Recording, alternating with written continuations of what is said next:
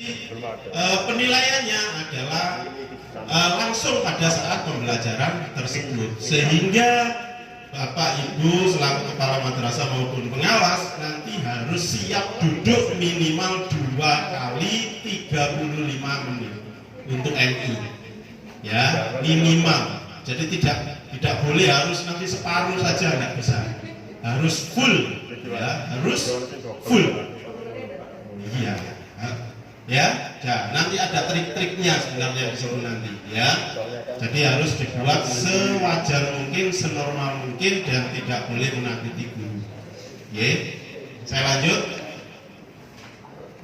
Maksud dan tujuan bisa dibaca nanti. Ruang lingkup sasaran, ya. Ruang lingkupnya sasarannya adalah pengawas madrasah RA, kepala madrasah RA, dan guru madrasah RA dalam melaksanakan tugas supervisi pembelajaran untuk menjamin kualitas pelaksanaan pembelajaran. Pelaksanaannya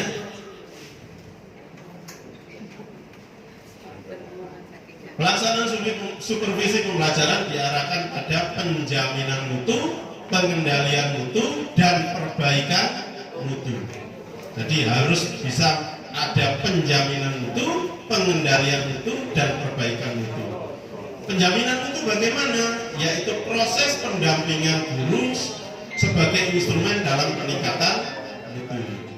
Jadi nanti ada instrumennya yang harus sebelum turun pengawas maupun kepala madrasah harus benar-benar menguasai instrumennya, ya, untuk penjaminan mutu terutama pada diri guru. Yang kedua adalah pengendalian mutu. Diperlukan agar layanan pembelajaran dapat terjaga kualitasnya. Jangan sampai guru ngajar belum siap, ya, belum siap, ya. Jadi belum siap segalanya, ya, termasuk materi dan lain-lainnya. Yang berikutnya adalah perbaikan mutu.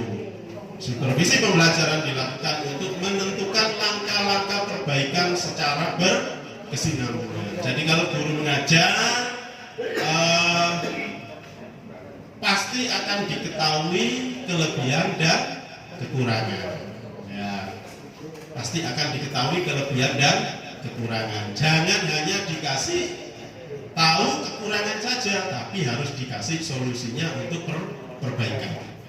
Ya, bagaimana ke depan dan seterusnya harus dikasih tahu solusinya. Dan jangan hanya dilaksanakan hanya 1 kali aja, berkesinambungan. Jadi jadwalkan nanti semester ini guru ini, semester berikutnya siklusnya berapa, monggo nanti kepala madrasah bisa menyampaikan kepada guru masing-masing. Jadi 1 tahun itu dijadwalkan berapa kali supervisi pembelajaran. Manfaatnya memberikan informasi kepada guru tentang kelebihan dan kekurangan. Ya, tadi yang sudah sampaikan, utamanya adalah menyusun perencanaan pembelajaran, yang kedua melaksanakan pembelajaran, dan yang ketiga melaksanakan penilaian proses dan hasil pembelajaran. Prinsipnya, yang pertama prinsip ilmiah, sistematik, objektif menggunakan alat instrumen. Nanti instrumennya insya Allah sudah ada. Dan kemarin di PKG sudah disampaikan melalui Pak Zuni, ini sudah Pak Jawas Kabupaten Gresik sudah menganalisis dan membuat, sudah bentuknya Excel, tinggal copy paste insya Allah lebih mudah nanti. Ya, jadi nggak akan sulit. Yang terpenting panjenengan semua bisa melaksanakan di lembaga masing-masing. Yang kedua, demokratis, menjunjung tinggi musyawarah. Jadi tidak boleh menang-menangan. Selalu kepala sekolah, kamu besok saya supervisi, tidak boleh seperti itu. Didatangi guru, diajak ngomong, gimana, sudah siap, sudah itu, dan seterusnya. Tanggalnya kapan, itunya kapan. Jadi nggak boleh menang-menangan. Ya, nggak boleh mentang-mentang kita sebagai atasan berlaku sewenang-wenang, ya. Jadi harus betul-betul gratis. Kooperatif, kemitraan, konstruktif dan kreatif. Ya, inisiatif guru serta mendorong untuk aktif. Jadi bagaimana kepala madrasah pengawas berusaha agar gurunya lebih aktif, punya inisiatif untuk menyesuaikan dengan perkembangan pembelajaran abad 21 utamanya. Sebagai informasi mungkin ke depan di Dinas Pendidikan sudah terbit kurikulum prototipe, ya, kurikulum prototipe. Di Kementerian Agama tetap pakai kurikulum 183-184. Kurikulum prototipe adalah kurikulum pemulihan, ya, kurikulum pemulihan yang awalnya adalah kurikulum 2013, setelah itu ada kurikulum darurat, sekarang ada kurikulum prototipe, dan itu nanti akan berjalan sampai tahun 2024. 2024 akan keluar kurikulum darurat. Ya, jadi kurikulum prototipe adalah kurikulum yang tidak semua, yang kemarin adalah online, ya, wajib online dan lain-lain, terus sekarang ada PTM. Nah, ini akan berjalan dan itu menyesuaikan dengan kemampuan lembaga masing-masing. Ya, tidak harus digital terus, ya. Itu yang di dinas, tapi kita hanya sekedar tahu gitu aja, sekedar tahu, ya, karena kita tetap pakai masih kurikulum 183-184. Ya, kita sekedar tahu saja. Insya Allah nanti 2024 akan ganti lagi. Nggak tahu namanya kurikulum apa, ya, sebagai pengetahuan kita saja. Okay. Pendekatannya ada 3 pendekatan, yaitu non direktif, kolaboratif, dan direktif. Ya, non direktif ini tidak langsung, kolaborasi, direktif itu langsung. Ya, ada 3 pendekatan supervisi kita terhadap guru. Nah, sebelum melakukan pendekatan, Bapak Ibu semua mohon izin harus tahu betul-betul tipe guru.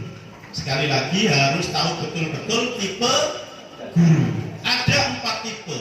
Yang pertama adalah guru profesional. Apakah benar guru profesional yang ada di lembaga kita itu betul-betul sudah profesional? Ya. Yang kedua unfocused worker, yang ketiga analytical observer, dan yang keempat adalah guru drop out. Ya, ini kata kuncinya di sini. Guru profesional yaitu guru yang punya kompetensi abstraksi tinggi. Ya. Gurunya mau memperbaiki diri, ya, mempunyai komitmen yang tinggi, itulah guru profesional. Jadi guru yang pinter, baik itu membuat RPP-nya, baik itu sosialisasinya, baik itu kepribadiannya, pokoknya segalanya punya kompetensi tinggi dan komitmen tinggi terhadap kompetensinya, ya. Nah, ini pendekatannya adalah non direktif. Nek panjenengan selaku guru, selaku pengawas punya guru seperti ini, wah, enak sekali. Panjenengan sudah enak sekali, wis ditinggal-tinggal sudah jalan sendiri. Ya, jadi nanti bisa di lembaga, bisa di data, kira-kira saya punya guru profesional betul yang punya komitmen, yang punya kompetensi seperti ini berapa? Ya, panjenengan data. Kalau punya 20, kira-kira sing punya standar profesional betul itu berapa? Ya, jadi pendekatannya adalah pendekatan non direktif, tidak langsung. Ya, yang berikutnya adalah unfocused worker. Ya, guru yang punya tipe ini adalah guru yang tidak seberapa pintar, kompetensinya kurang, tapi komitmennya tinggi. Ya, dia siap bekerja untuk madrasah lembur dan lain-lain, dia siap. tapi untuk pembelajarannya sangat rendah, menyelesaikan persoalannya sangat rendah. Panjenengan pasti punya itu.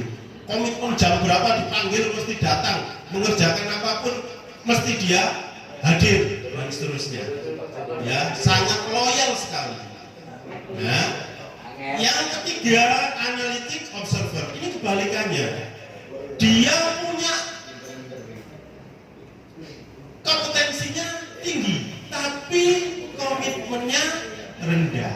Nah, pekerjaannya biasanya sering membuat ide-ide, inovasi, ya, inovasi, punya ide, menganalisis apa dan apa, pinternya minta ampun. Tapi kalau disuruh coba panjenengan tangani ya, maka dia mundur dengan sendirinya. Tidak mau fokus pada pekerjaannya. Dia waktunya untuk madrasah sangat-sangat tidak mau, ya. Jadi punya waktu kepada madrasah sangat-sangat tidak mau. Jadi punya komitmen tinggi, komitmennya rendah. Jadi dua dan tiga pendekatannya adalah dengan pendekatan kolaboratif. Yang keempat adalah guru drop out. Ya, komitnya rendah, kompetensinya ya rendah. Nah, ini panjenengan punya apa enggak? Nah, harapan kami ke depan kalau panjenengan semua mau mengangkat guru, carilah guru yang betul-betul profesional. Ya, jadi tipe-tipe guru ini harus betul-betul. Yang drop out itu panjenengan pasti pendekatannya adalah direktif, pendekatan langsung, bina langsung, bimbing langsung, sehingga panjenengan kalau tidak ada di lembaga maka guru ini akan ikut meninggalkan lembaga karena tidak komit. Nah, panjenengan bisa nanti tipenya seperti itu. Kalau panjenengan rapat gitu, maka dia sudah kuduk kepala sekolahnya tidak ada, ya, hilang, keluar, ya, meninggalkan sekolah itu, tidak komit terhadap pembelajarannya. Nah, itu punya berapa di lembaga? Monggo panjenengan itu dulu. Oke. Berikutnya saya nggak lama-lama karena waktunya sebentar. Instrumennya insya Allah sudah disiapkan, ada 3 instrumen, yaitu perencanaan, pelaksanaan, dan penilaian. Ya, ini nanti insya Allah bisa dibaca sendiri. Supervisi pelaksanaan, memastikan efektivitas rancangan yang disusun. Jadi RPP-nya sudah efektif apa? Belum. Ya. Untuk pelaksanaan pembelajaran, tercapainya efektivitas pembelajaran. Jadi tujuan pembelajarannya tercapai apa tidak, melalui apa, nah, langkah-langkahnya melalui apa nanti betul-betul dipantau di kelas. Yang berikutnya, penilaian pembelajaran menitik beratkan pada kreasi mencipta instrumen penilaian yang mampu merangsang keterampilan berpikir tingkat tinggi. Sebagai informasi sedikit ya, AKMI kita, mohon maaf, hasil AKMI Jawa Timur di bawah rata-rata, Bapak. Yang nomor 1 adalah Provinsi Jogja, 43%. Habis itu di bawah DKI kalau tidak salah, yang nomor 3 adalah Bali. Ya, rata-rata AKMI se-Indonesia sekitar 30, berapa. Itu nilai rata-rata. Jawa Timur menempati urutan 22. Ya, 22 tingkat provinsi. Iya, Jawa Timurnya 30%, sehingga sekarang banyak diprioritaskan tindak lanjutnya yaitu apa? BIMTEK. TL-nya AKMI, ada yang daring, ada yang itu adalah supaya Jawa Timur di tahun depan bisa langsung naik peringkat. Jadi urutan 22. Informasi dari Pak Samsuri kemarin. Ya. Nih, saya lanjutkan. Nah, ini tadi ya tanggung jawabnya, insya Allah tadi sudah saya sampaikan. Tekniknya bisa teknik individu, bisa teknik kelompok. Kalau individu, kunjungan kelas, kunjungan observasi, dan kunjungan antar kelas. Contoh supervisi pembelajaran guru RA adalah ya, kolaborasi mutual kontrak metode, modelnya model supervisi klinis dan tekniknya individu. Saya kira cukup Bu Pipit, nanti tinggal lanjut.